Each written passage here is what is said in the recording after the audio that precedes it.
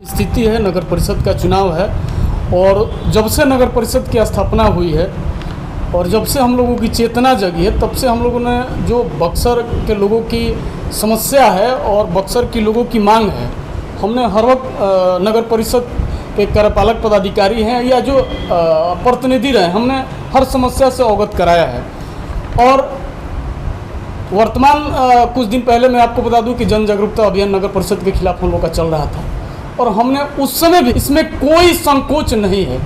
1,14,000 जनसंख्या है और ये तमाम लोग मानते हैं कि एक भ्रष्टाचार का अड्डा बन चुका है।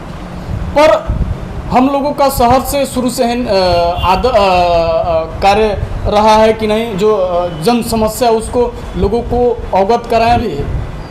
कई ऐसे समस्या को रखा, फिर भी नगर परिषद एक दलालों का अड्डा बन चुका है, एक सबसे बड़ा तालाब बन चुका है। लेकिन उसके दरमियान हम लोगों ने एक मांग पत्र बनाया। इस मांग पत्र को जो व्यक्ति स्वीकार करता है, हम लोग बेशक उसको सहयोग करने में कोई संकोच नहीं करेंगे। क्या मांगे हैं आप? मांग हम लोगों का है कि अगर जो जल जमाव है उसको आप 5 साल के ही दौरान अपने कार्यकाल में, इसमें कोई आश्वासन नहीं चाहिए। हर वार्ड में 3,000, 5,000, 7,000 ऐसे व्यक्ति उसको आश्वस्त करें कि आपके वार्ड में 5 सालों में जल जमाव किसी भी गली में नहीं होगा। सड़क पर लाइट का व्यवस्था हो, अभी कुछ दिन पहले लाइट का जो व्यवस्था था, आप किसी भी व्यक्ति से पूछ लीजिए, 5 महीना भी नहीं चला और 50% से अधिक लाइट खराब हो गया।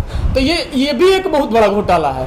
और साथ में एक क्या है, सड़क वाटर सप्लाई। अगर बक्सर के तमाम लोग शहर में अगर ग्रामीण क्षेत्र से आते हैं, यार हमारी माँ है या बहन है या वैसे महिलाएं जो आती हैं, शौचालय की व्यवस्था हो, पानी की व्यवस्था हो, पीपी रोड से उठा लीजिए, नई बाजार या किसी भी गोलंबर तक, कहीं एक शौचालय की व्यवस्था नहीं है, कहीं एक पानी का व्यवस्था नहीं है। ये नगर परिषद का कहीं ना कहीं एक सबसे बड़ा ये दोष है।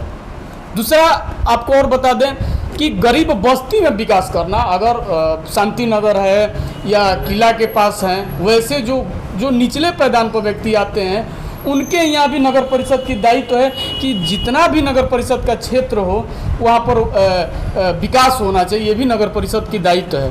नगर परिषद के अंतर्गत आने वाले जितना भी हॉस्पिटल है वहाँ भी साफ सफाई होना चाहिए। ये हॉस्पिटल का भी दायित्व है और नगर परिषद का भी दायित्व है।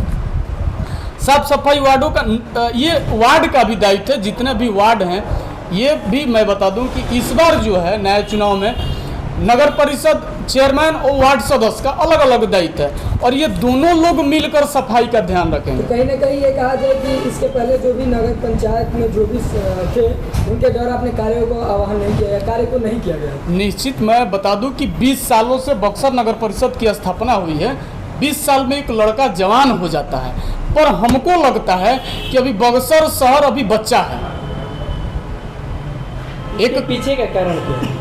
स्वाभाविक है कि वैसे मठाधीश, वैसे जो बाहुबल का एक जमौरा रहा है, आका अपने आप को नगर परिषद के काबू किए हुए हैं और तमाम वैसे लोग का सहयोग रहा है जिस पर मठाधीशों का अधिकार रहा। व्यक्ति बता दे, हम तो चाहते हैं आपसे, तमाम पत्रकार बंधुओं से मेरी आग्रह है कि वैसे व्यक्तियों को लाकर वैसे हमारे जो पार्क हैं या चौक चौराहे हैं वैसे डिबेट हो जनता और प्रतिनिधि के बीच की आपकी मुद्दा क्या है और आपका 5 साल का कार्यकाल क्या होगा, आपका उद्देश्य क्या होगा। हम तो चाहते हैं कि आप पत्रकार बंधु हैं, आप उन लोगों तक पहुंचाएं, मतलब प्रतिनिधि और जनता के बीच एक समन्वय हो।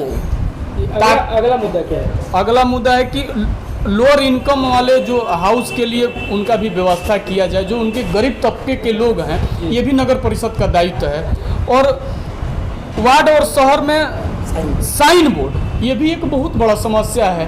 कई सारे लोग जो बाहर से आते हैं तो उनको एड्रेस दे दिया जाता है, चाहे ग्रामीण क्षेत्र से आए या बाहर से किसी रिलेशन का है, तो किस वार्ड में, तो उनको कहीं ना कहीं ये भी एक नगर परिषद का दायित्व है कि ये वार्ड है, ये मोहल्ला है, ये भी होना चाहिए। 1 नंबर है कि 2 नंबर है, बिल्कुल। बक्सर नगर परिषद इस बार, पूर्व की मैं बात नहीं कर रहा हूँ, 123 करोड़ का बजट पेश हुआ। जिस तरीके से आपने कहा कि दलालों का और जुए का अड्डा बन चुका है नगर परिषद, तो क्या लगता है इतनी जो सरकार की फंडिंग है उससे विकास होगा कि वैसे लोगों की घर में टाइल्स लगेगी? देखिए, हम तो चाहेंगे कि जो भी ईडी अधिकारी एक बार बक्सर के भी नगर परिषद के जो जनप्रतिनिधि हैं और जो अधिकारी हैं, जो बड़ा बाबू हैं या प्रेम स्वरूपम जैसे अधिकारी यहाँ पर जो विक्रमगंज में 2 करोड़ रुपया का गमन का आरोप लगा है, वैसे व्यक्ति पर ईडी का छापा लगना चाहिए, इनकी जांच हो ताकि जो सच्चाई है पब्लिक के सामने आए। और तमाम आप लोग के माध्यम से मैं चाहूँगा कि वैसे जनप्रतिनिधियों का नियुक्ति हो कि आने वाले बक्सर में हम लोग का 5 साल में बक्सर दिखे, ताकि हम लोग कहीं भी जाते हैं तो गर्व से कहते हैं कि बक्सर विश्वामित्र की तपोभूमि है, राम का शिक्षा स्थल है। और निश्चित जब ऐसे सनातन की स्थली रहा है तो एक पर्यटन स्थल भी होना चाहिए, ये भी नगर परिषद की दायित्व है। उसके चुनाव आने के बाद ये आप ऐसे बयानबाजी कर रहे हैं, क्या चुनाव में किसी का मन है क्या, किसी प्रत्याशी? नहीं, देखिए बता रहे हैं। एक 2017 की मैं एक घटना बता दूं। हम लोग के मार्गदर्शक रहे हैं अजय चौबे जी, आप लोग मजदूर संघ के यहाँ के अध्यक्ष हैं। जब मजदूरों का ये लोग पेमेंट घोटाला कर रहे थे तो उस ठंडाई के मौसम में हम लोगों ने रात भर, वही नगर परिषद के उप चेयरमैन थे, हम लोगों ने आकर आग्रह किया हम लोगों से कि नहीं, आपका हम लोग बात मानने के लिए तैयार हैं। तो हम लोग को शुरू से, अभी वर्तमान समय है, अगर हम लोग इस पर आवाज़ नहीं भी उठाते तो यहाँ के लोग कहते कि आप लोग साइलेंट क्यों हो भाई। तो ये जो पूर्व की स्थिति रही, हम लोग तो शुरू से हैं। कुछ लोग तो ऐसे हैं कि वो इस समय कभी नगर परिषद का विरोध भी नहीं किए हैं और चुनाव लड़वा रहे हैं प्रत्याशी का। कभी से ये दिखा दें कि कभी नगर परिषद के खिलाफ उनका आवाज़ रहा है। ये भी कहा जाता है कि जब किसी चीज़ की आवश्यकता पड़ती है बिट्टू तिवारी को तो नगर परिषद को ही घेरते हैं। नहीं, देखिए, अच्छा ये बताइए, अब ये सवाल हम लोगों ने बक्सर विधायक को भी घेरा है।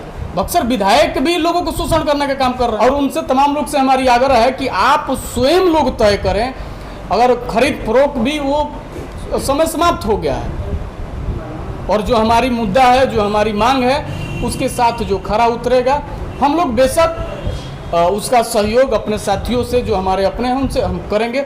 बक्सर के हित में जो काम करेगा उसके लिए हम लोग तत्पर। क्या नाम है? बिट्टू तिवारी, अंत्योदय सेवा संस्थान।